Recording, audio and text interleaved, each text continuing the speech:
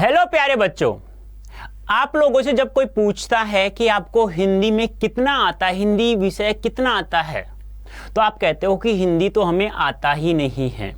लेकिन आज के बाद तुम क्या कहोगे कि हिंदी में हमें सब कुछ आता है, क्योंकि जब तक हमारा अड्डा 24/7 स्कूल चैनल है तो हमें कोई दिक्कत नहीं है, हिंदी हमें बिल्कुल कंप्लीट आएगी। तो आज केवल मैं आपसे 5 मिनट की चर्चा करता हूं, उसमें देखो मैं कितना कुछ आपको सिखाता हूं। और शायद आपने कभी ये बातें पता नहीं सुनी है, नहीं सुनी, मुझे नहीं पता, लेकिन आज बहुत ही मजेदार बातें मैं बताने जा रहा हूं। तो ध्यान से पूरा वीडियो देखना है आप लोगों को और एक एक बात अच्छे से समझनी है। पहली बात तो मैं एक चीज बता देता हूं आप लोगों को, जैसे कि मान लो मैं 2 शब्द लिख रहा हूं। जैसे मैंने एक शब्द लिखा हिंदी और दूसरा शब्द लिखा हिंदी।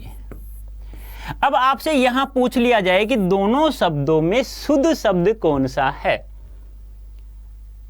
अब आप कंफ्यूज आ गए कि सर दोनों शुद्ध है यहां तो, लेकिन बच्चों आपसे एक सही पूछा जाए तो सही तो एक होगा, दोनों तो सही नहीं होगा, नहीं होगा। तो आप कहोगे कि सर नीचे वाला तो सही है और ऊपर वाला गलत है। फिर मैं कहूंगा ऐसा क्यों? तो आप कहोगे सर इसके ऊपर लाइन नहीं है, इसके ऊपर रेखा नहीं है। तो मैं वही तो बता रहा हूं। तो ध्यान रखना बच्चों, जो ये रेखा होती है ना, ये रेखा, इस रेखा को क्या कहा जाता है? आपसे कैसे पूछा जाएगा? 2 या 2 से अधिक वर्णों का मेल जब हम करते हैं या 2 या 2 से अधिक वर्णों को जोड़ने के लिए किस रेखा का प्रयोग किया जाता है? तो ध्यान रखना बच्चों, उस रेखा को शिरोरेखा कहा जाता है। क्या कहा जाता है? शिरोरेखा कहा जाता है। अरे 2 या 2 से अधिक वर्णों को जोड़ने के लिए नहीं, कोई भी वर्ण लिखो। जैसे मान लो मैंने कैसे कबूतर लिखा। अब ये कैसे कबूतर कब बोलेंगे? जब मैं इसे के ऊपर शिरोरेखा खींच दूंगा।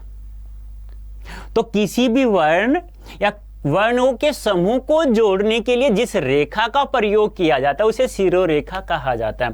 अब आपने देखा होगा बहुत सारे बच्चे ऐसे होते हैं, ऐसे लिख देते हैं पुस्तक रामायण का, ऐसे इस प्रकार लिख देते हैं।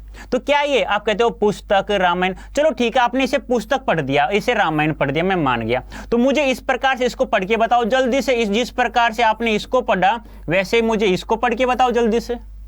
आप कहोगे नहीं। अरे फिर शिरोरेखा की सहायता से जब जोड़ेंगे ना हम, तभी तो वह शब्द बनेगा, तभी तो हम उसे एक श्वास में बोल सकते हैं। पुस्तक रामायण, इसको बोल के दिखा दो ना मुझे। नहीं बोल सकते बेटा। तो क्यों? क्योंकि ये सार्थक शब्द सार्थक शब्द जैसे निकल रहे थे और ये सार्थक शब्द जैसा नहीं है, अटपटा सा शब्द महसूस हो रहा है। समझ में आया? तो शिरोरेखा के बारे में समझ में आ गया। अब ध्यान से देखना, आपके सामने ये हिंदी वर्णमाला है, बोलो है या नहीं है हिंदी वर्णमाला? है ना हिंदी वर्णमाला? ये है, आप लोगों को बहुत अच्छे से पता है, कैसे कबूतर, कैसे खरगोश, कैसे गाय, घड़ी, गमला, अने खाली पढ़ते रहते हो। चलो ठीक है, आपसे ये पूछ लिया जाए कि ये जो ये डंडा है ना, ये डंडा, ये कैसे, जैसे कै करते समय मैंने एक डंडा लगाया, ये डंडा क्या है? कोई इसे डंडा बोलता है, कोई इसे खंबा बोलता है, पता नहीं क्या क्या बोलता है। जैसे मान लो ये रहा, ऐसे ये रहा, ऐसे ये रहा, ऐसे ये रहा। इस डंडे को हिंदी में क्या कहा जाता है बेटा? तो इस डंडे को हिंदी में क्या कहा जाता है? इसे कहा जाता है खड़ी पाई। ध्यान रखना, क्या कहा जाता है? खड़ी पाई। अब ये जो व्यंजन है कुल, ये व्यंजन कुल कितने होते हैं बच्चों? ये व्यंजन होते हैं 33।